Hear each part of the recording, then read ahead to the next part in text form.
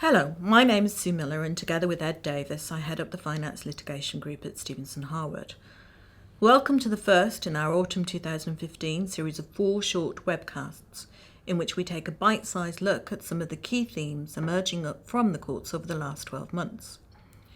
For the last 2 years, Donna Newman, a senior associate in our finance litigation team, has produced a webcast on the court's approach to financial mis-selling claims.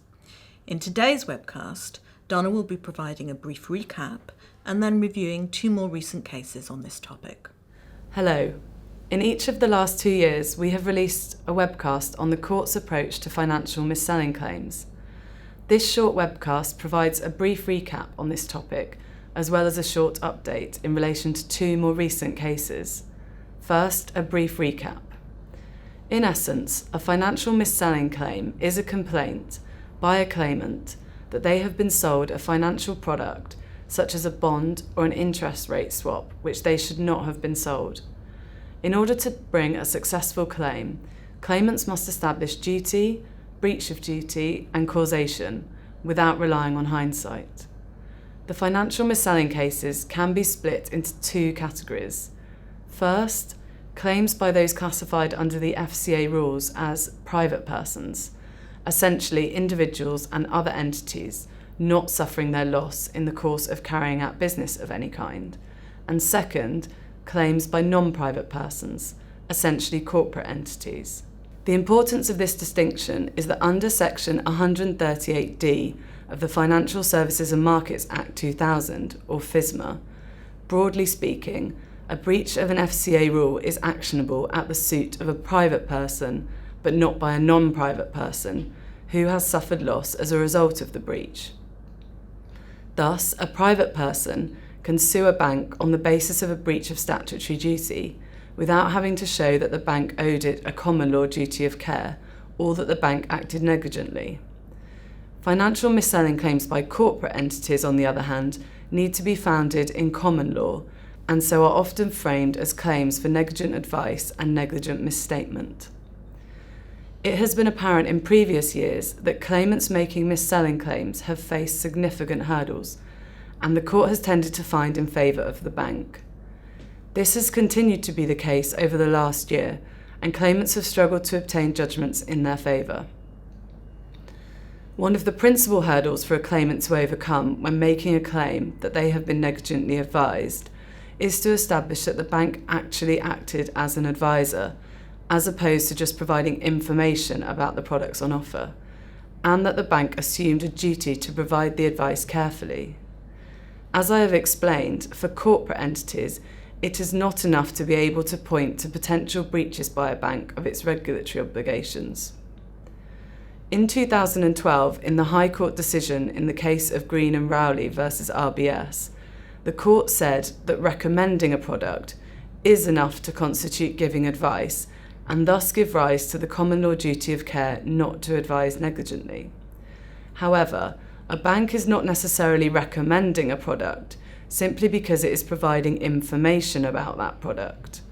Simply presenting various products to the customer and discussing advantages and disadvantages does not, without more, amount to recommending or advising. This dividing line between recommending a product and simply providing information is not entirely clear. This year, the court's decision in Crestsign versus NatWest Bank has demonstrated that the contractual terms of the relationship between the parties can make it even more difficult for a claimant to establish that the bank acted as an advisor and assumed a duty to provide the advice carefully. In this case, the court found that as a matter of fact, the bank had given advice to Crestsign in the form of a recommendation, and that it had done so negligently.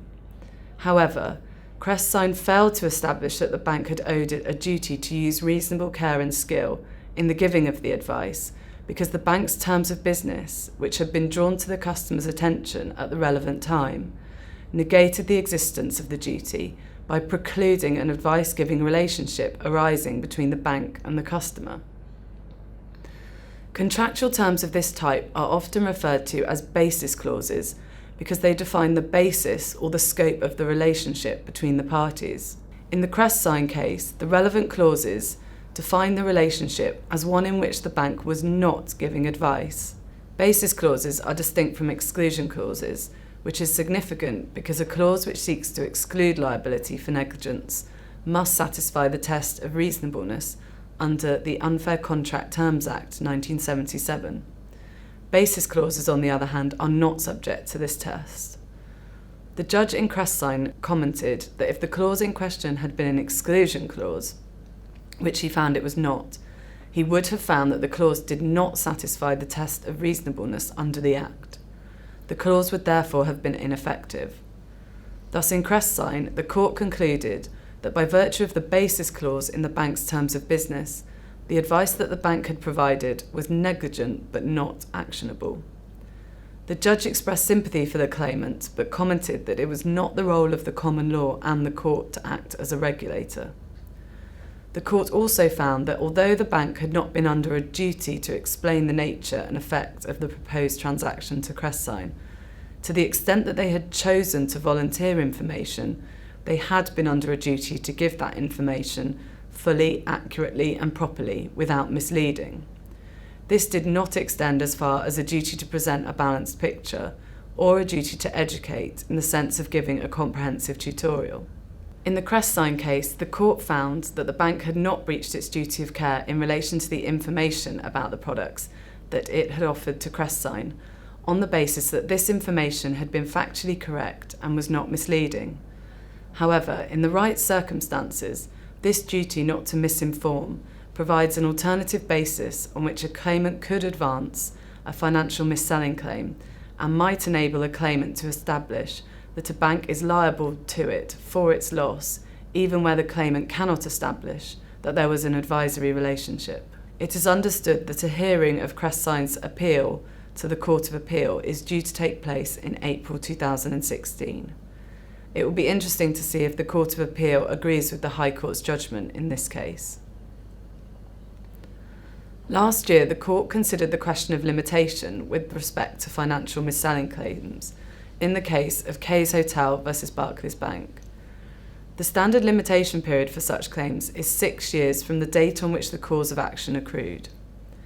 In the Kay's Hotel case, the claimant brought a claim in respect of an interest rate hedging product that had been sold to them in 2005, which they alleged had been unsuitable and had not met their needs. Barclays sought to have the claim summarily dismissed on the grounds that it was time-barred because the claim had been issued some 7 years after the product had been sold. Kay's Hotel accepted that their claims for breach of statutory duty and breach of contract were out of time, but in respect of their claim in negligence, they relied upon Section 14A of the Limitation Act 1980 in order to claim an extended limitation period of 3 years from the date on which they had knowledge of the material facts about the damage. Barclays said that Kay's Hotel had had sufficient knowledge for these purposes from December 2008, when they were required to make payments to the bank under the interest rate collar, and therefore, even using the date December 2008, the claim was still out of time. The court disagreed. It said that the essence of the complaint was that the product had been missold because it carried excessive risk over the life of the product. The court therefore refused to find, at least summarily, that Kay's Hotel had acquired the requisite knowledge by December 2008, simply because they had made some payments to the bank for a period of about a year. Instead, it held that Kay's Hotel had a real prospect of relying on Section 14A of the Limitation Act, so as to defeat Barclays' case on limitation, and that final determination on this point would require a full factual picture. Last year, we said that the Kay's Hotel case should provide some assistance to claimants for claims in negligence, where a product was sold to them more than 6 years ago, but where they only acquired the knowledge required to bring the claim within the preceding 3 years. This year, in the case of Susan Jacobs versus Sesame, a claimant sought to rely on the extended limitation period under Section 14A of the Limitation Act, but with less success. In this case, the claimant, Mrs. Jacobs, claimed that Sesame's advice to her in 2005 to invest in an investment bond had been negligent, and that the bond had been unsuitable for her requirements. This was alleged to be on the basis that she had understood there to be no risk to her capital, and that she had not appreciated until the surrender of the bond in February 2012, when she received back less than she had put in, that this was not the case. If Mrs. Jacobs had only acquired sufficient knowledge about the damage to bring the claim against Sesame in February 2012, then she could rely on the 3-year extended limitation period under the Limitation Act, and her claim would be in time. However, the Court of Appeal found that Mrs. Jacobs had acquired the relevant constructive knowledge in July 2009, when she had received that year's annual valuation statement, and that it was beyond sensible argument to suggest otherwise. This is because on receipt of this valuation statement showing a catastrophic fall in the value of the bond, Mrs. Jacobs might reasonably have been expected to learn that the bond did not guarantee the return of capital, and that she had therefore suffered damage, either by asking an advisor or by reviewing the product literature. Based on this earlier date in 2009, Mrs. Jacobs' claim was out of time.